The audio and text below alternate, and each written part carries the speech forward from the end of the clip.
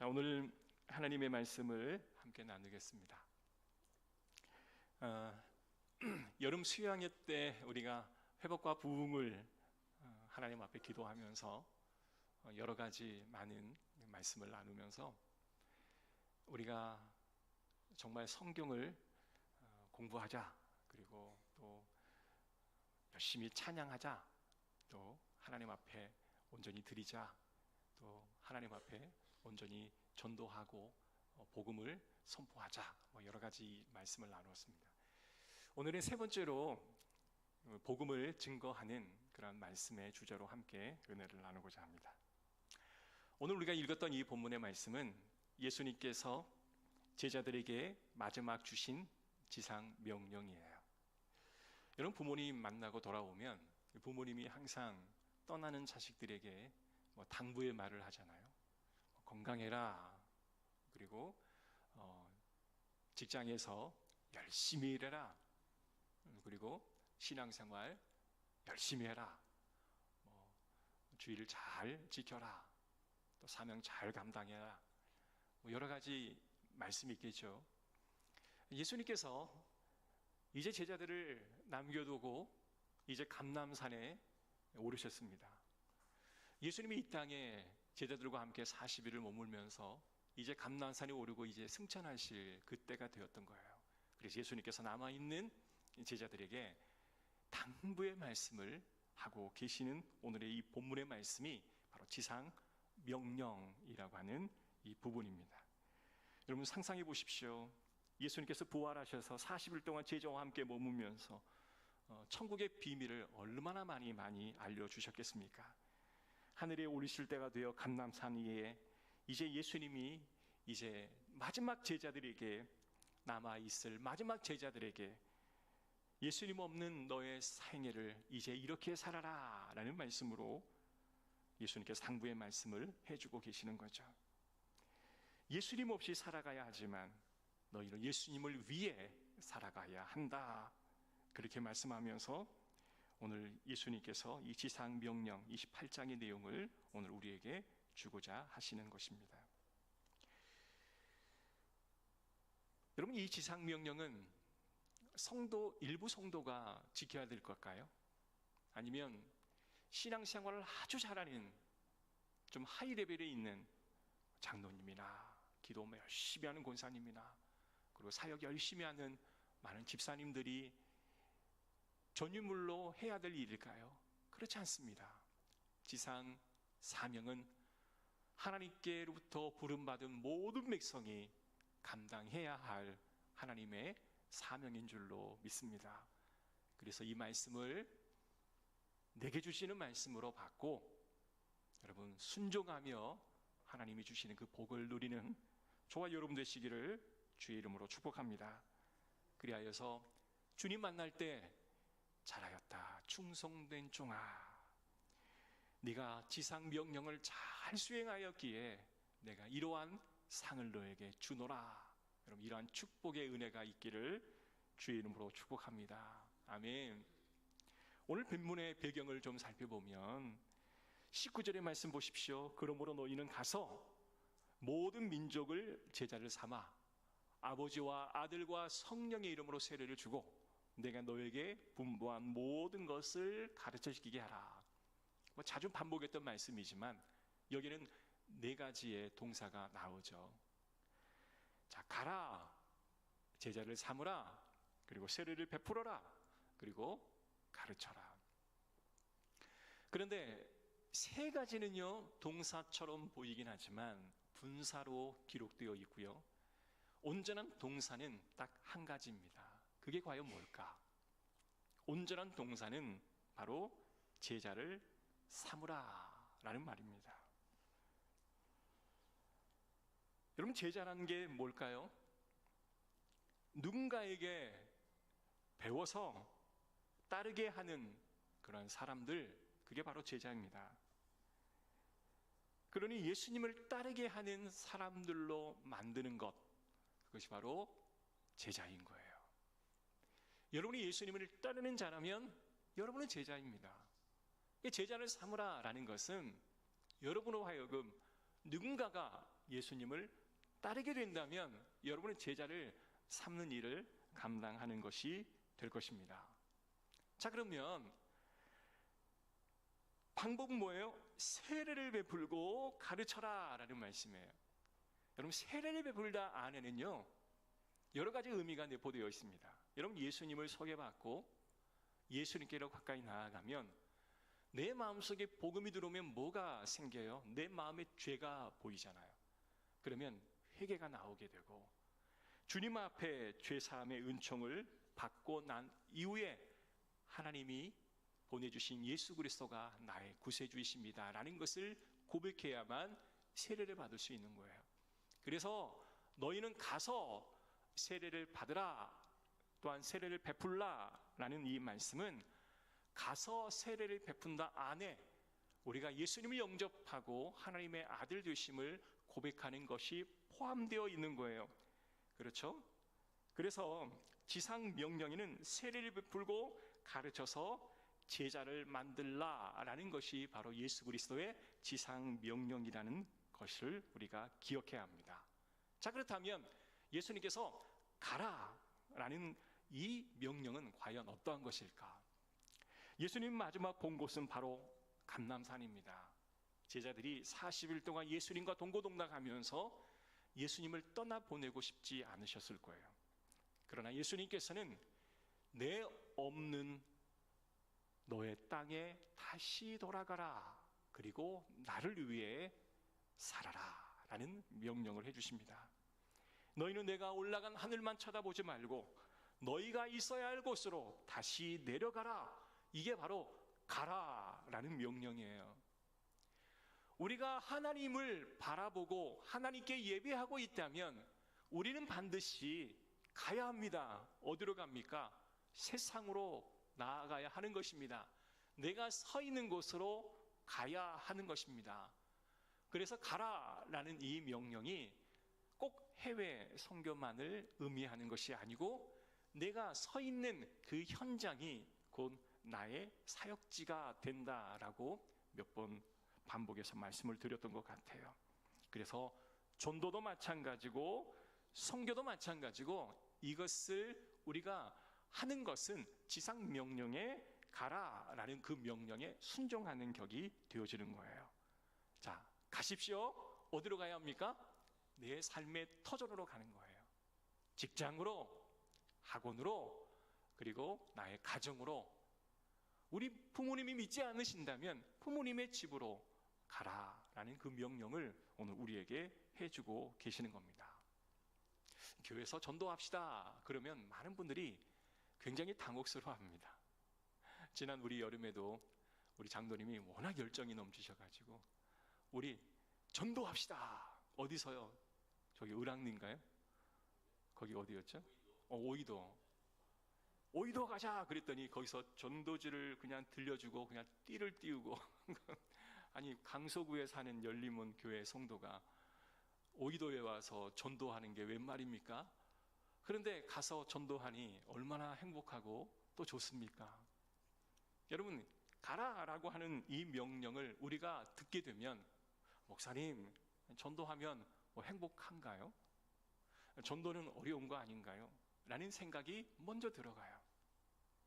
여러분, 한 번 더 여기에 머물러서 한번 생각해 봅시다. 우리는 행복을 추구하고 살아야 한다라고 세상은 이야기를 하죠. 여러분, 세계에서 가장 행복지수가 높은 국가가 어디라고 제가 전에 말씀드렸나요? 부탄이라는 나라예요.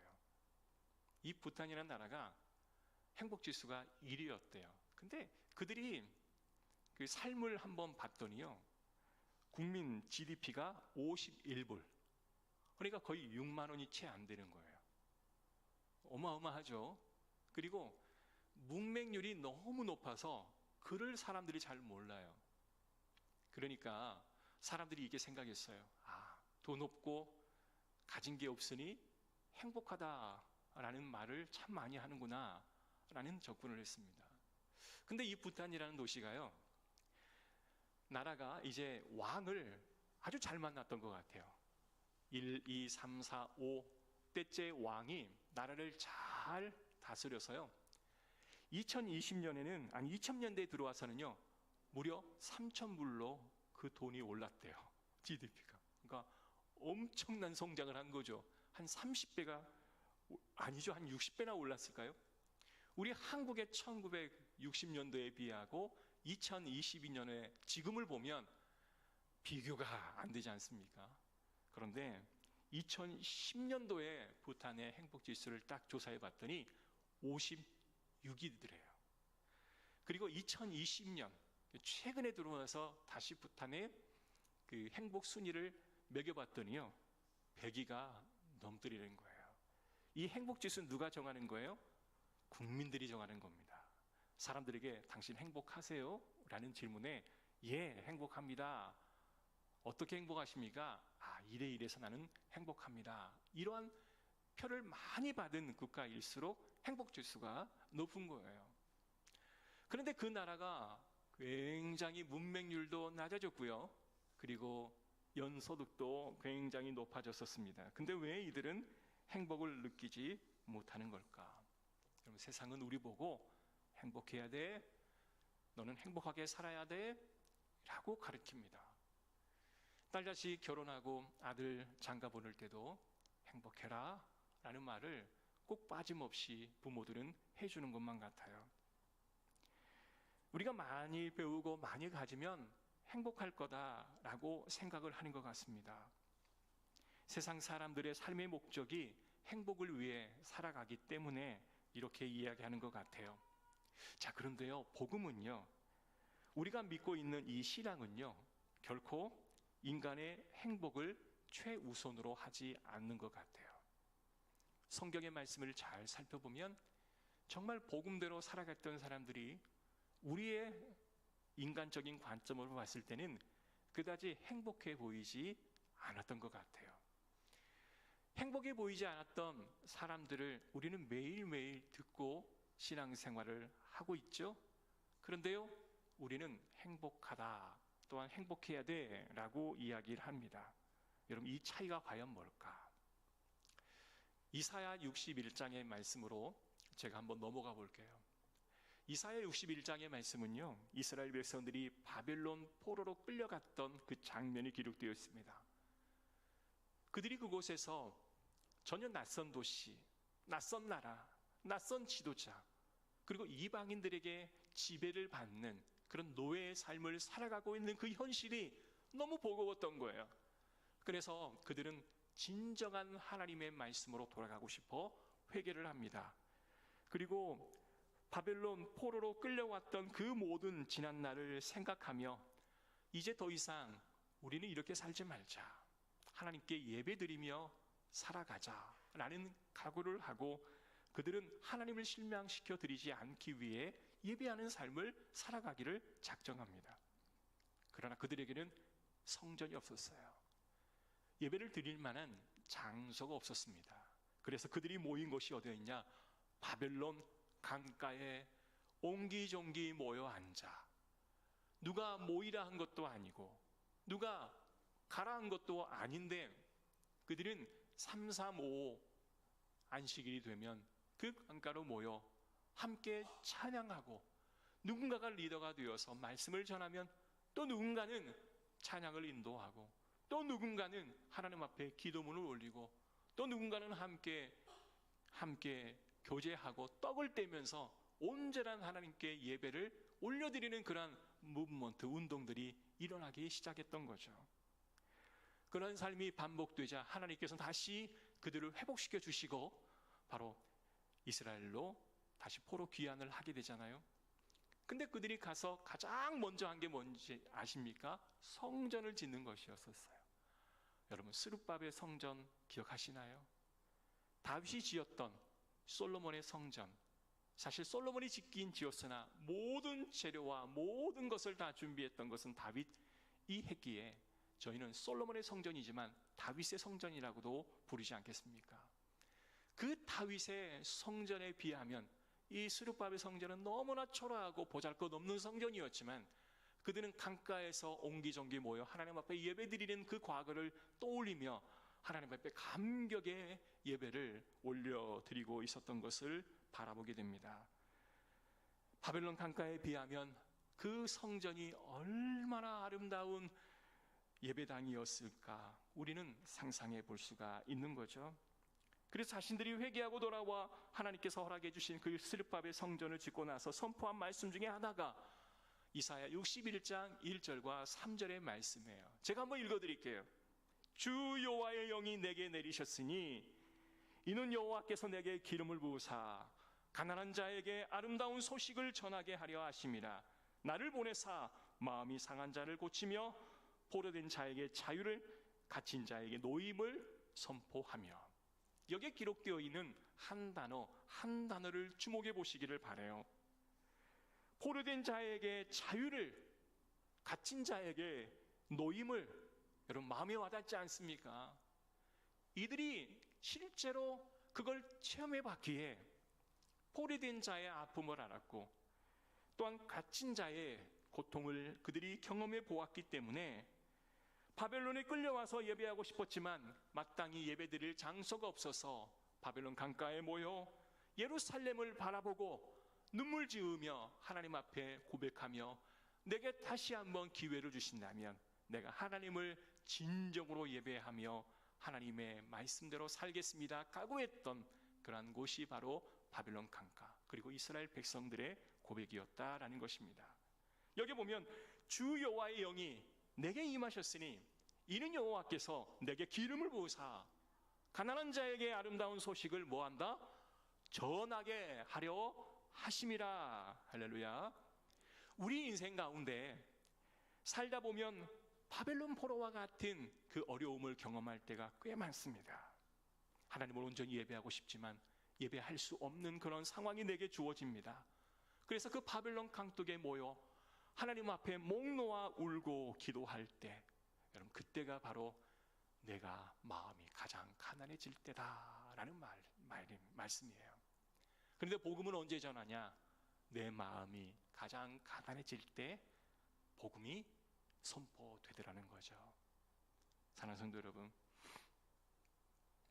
마음이 가난해질 때 복음이 선포되어지고 예수 그리스도께서 참다운 회복을 허락해 주실 것을 믿는 마음으로 고백할 때, 그리고 전할 때 상한 마음이 고쳐지고, 그리고 포로된 자에게 자유를 주시고 갇힌 자에게 노임을 주시는 놀라운 기적이 그 복음 전하는 자에게 주어질 수 있다라고 하는 사실을 믿으시기를 주의 이름으로 축복합니다. 그래서 선포하는 것이 무엇인지를 온전히 깨닫게 될 때 그 복음이 그의 영혼 손에 깃들어 오게 되어지는 거예요. 그래서 우리 교회는 과거에 선교 여행도 여러 번 다녀왔고요, 또 전도도 꽤 우리는 열심히 하는 교회가 되었었습니다. 한 영혼의 고백을 갖고 있는 그러한 영혼들이 주님 앞에 올려드리는 그러한 기도, 전도, 사역, 상한 자를 고치시는 모습, 포로된 자에게 자유를 주시는 그러한 모습들, 여러분 전도하는 자에게 주시는 하나님의 축복인 줄로 믿습니다. 그래서 우리는 가야 하는 거예요. 어디로요? 우리가 서 있는 삶의 터전으로 가야 하는 겁니다. 제가 가장 좋아하는 말은 현실에 두 발을 딱 딛고 서 있다라는 말을 참 좋아해요. 어떤 사람들은요, 너무 이상과 또한 미래의 꿈이 커서 붕붕 떠다니는 사람도 있잖아요.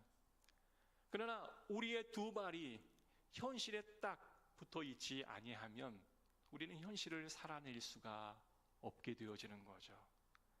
사랑하는 성도 여러분, 여러분이 서 있는 그 현실에 두 발을 딛고 내가 해야 할 하나님의 사명이 뭔지를 기억하고, 혹시 여러분의 마음이 가난해진 상황이 되어서 그 복음이 전달되어진다는 그런 당위성이 마음속에 와닿으시면 여러분 복음을 증거해 보시기를 바랍니다.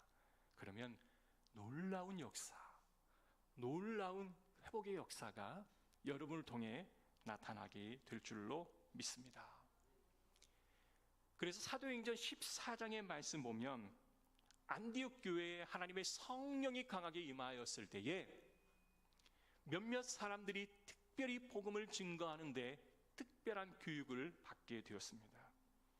안디옥 교회는 그 어떤 교회에서 행할 수 없었던 새로운 일들을 시도하는 교회였고요.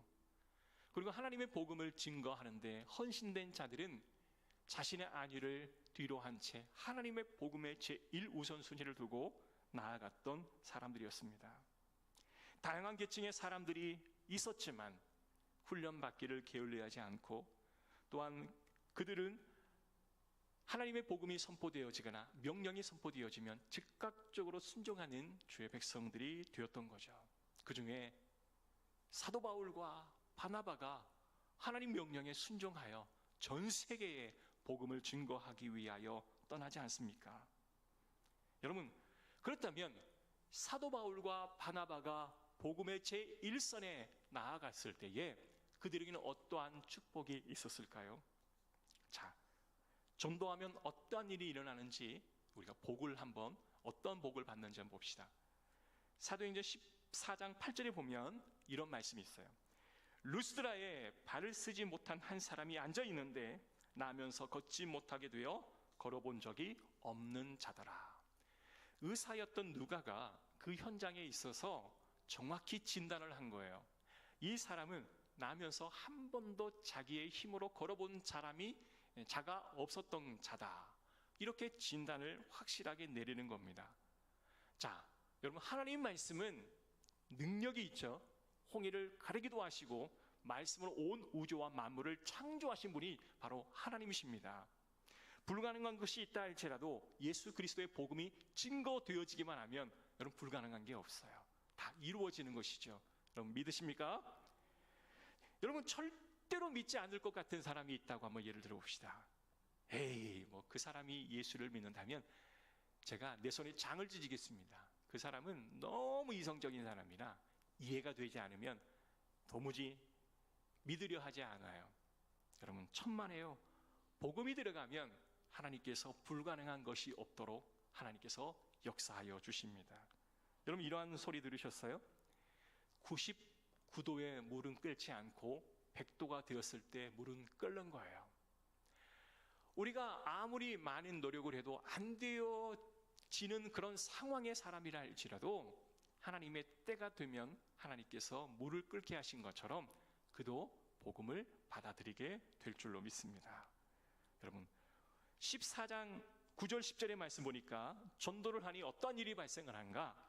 바울이 말하는 것을 듣거늘 바울이 주목하여 구원받을 만한 믿음이 그에게 있는 것을 보고 큰 소리를 이르되 네 발로 일어서라 하니 그 사람이 일어나 걷는지라. 아멘. 자, 바울이요 동네를 돌아다니며 복음을 전합니다. 그런데 옆에 앉아있는 그 안진뱅이를 딱 보니 그 마음속에 믿음이 있는 게 눈으로 보여지는 거예요. 여러분, 우리가 보면 저 사람 오늘 은혜 받겠다, 오늘 저분은 정말 하나님의 은혜에 충만한 자다, 이런 영적인 감이 있거든요. 사도 바울도 하나님의 복음을 전하는 영적인 사람이었기 때문에 하나님의 그 복음이 흘러 들어가는 것이 눈에 보이더라는 거죠. 그랬더니 그 사람에게 일어나 걸으라 하니 그가 즉시 일어나 걷는 역사가 일어났다. 아멘. 자, 그런데요, 베드로도 똑같은 상황 속에 이와 같은 기적을 행했던 적이 있었습니다. 베드로가 성전 미문 앞에 앉아서 구걸하고 있는 자에게 금과 은은 내게 없거니와 내게 있는 것은 내게 주느니 너는 나사렛 예수 그리스도의 이름으로 일어나라 하고 손을 내밀어 잡아 당기니 그가 일어났다라고 이야기하는 거예요. 손을 잡아 내미니 잡아 당기니 일어났다라고 표현하고 있는데요, 사도 바울은요 그냥 딱 서서 일어나 걸으라 하니 그가 일어나 걷게 되어지는 축복을 경험했다라는 말씀이에요. 사랑하는 성도 여러분, 베드로나 바울이나 똑같이 하나님께서 역사하신 것인데요, 전도하게 되면 안 될 것 같은 상황 속에서도 되게 하는 하나님의 기적을 체험하게 될 줄로 믿습니다. 그래서 듣든지 아니 듣든지 여러분 복음 전합시다. 그래서 하나님께서 하실 일들을 경험해 보시기를 주의 이름으로 축복합니다. 자, 두 번째로 우리가 복음을 전하면 어떠한 일이 일어나는가? 19절에 있는 말씀입니다. 사도행전 14장 19절의 말씀이에요. 유대인들이 안디옥과 이고니온에 와서 무리를 충동하니 그들이 돌로 바울을 쳐서 죽은 줄로 알고 시외로 끌어내치니라. 여러분, 참 이상한 일이죠. 복음을 전했는데요, 그 복음을 듣는 사람들 중에 마음을 요동케 하는 자가 있었어요. 그래서 일시적으로 돌을 들어 사도 바울을 내리치기 시작합니다. 얼마나 많이 내리쳤으면 사도 바울이 죽은 줄 알고 그를 끌어다가 성 밖에 던져버리게 됩니다. 여러분, 복음을 전하면요, 아니 자녀들이 좋은 대학에 들어가더라, 남편이 사업이 잘 되더라, 그리고 몸이 더 건강해지더라, 이런 축복을 받아도 시원찮는데요, 복음을 전하니 돌에 맞아 죽을 지경이 되더라 라는 것이 바로 성경의 가르침입니다. 사랑하는 성도 여러분, 성경은 우리가 생각하는 어떠한 축복의 기대와는 전혀 다른 상황을 우리에게 허락해 주고 있는 것이죠. 그런데요, 어떠한 상황이 일어납니까?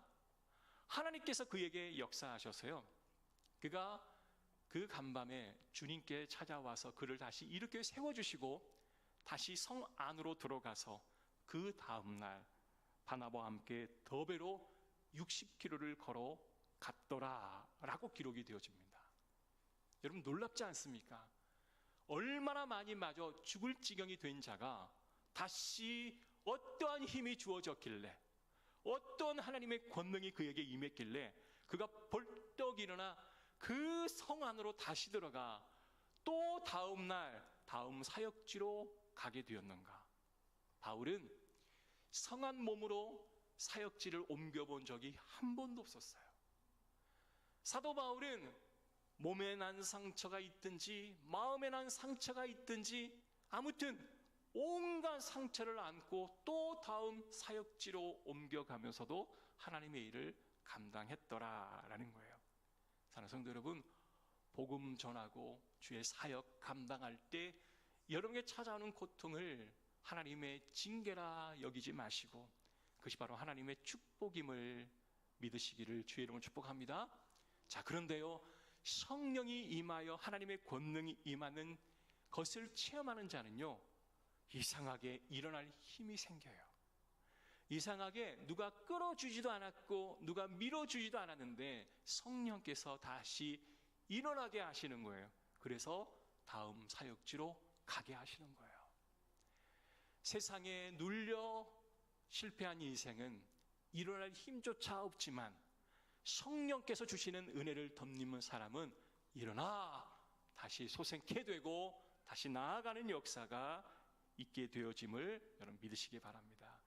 이게 복음을 전하는 자에게 받는 축복이에요. 말씀을 마칠게요. 바울이 돌에 맞아 죽을 지경이 되었을 때 그는 누구를 생각했을까요? 누구를 떠올렸을까요? 그는 자신보다 먼저 고통스러운 그 매맞음을 경험했던 스데반이 떠올랐을 거예요. 사도 바울은 죽지 않았지만 스데반은 죽고 가는 상황이었잖아요. 피 흘리는 것은 동일했습니다. 근데 사도 바울은 스데반이 죽는 그 현장이 딱 눈에 오보로처럼 떠올랐던 것 같아요. 그리고 그가 했던 고백이 들려왔을 겁니다. 하나님, 저들이 하는 죄를 알지 못합니다. 저들을 용서하옵소서. 아마 사도 바울이 동일한 고백을 하지 않았을까 싶어요. 사도 바울의 순교 현장에 어느 한 숨은 형제 하나가 있었는데요, 디모데후서 3장 11절의 말씀 보면 이러한 기록이 있어요. 박해를 받음과 고난과 또한 안디옥과 이고니온과 루스드라에 당한 일과 어떠한 박해를 받는 것을 네가 과연 보고 알았거니와 자, 디모데 전후서를 누가 써서 디모데가 썼죠. 네가 이와 같은 박해와 환난과 어려움을 네가 보지 않았느냐?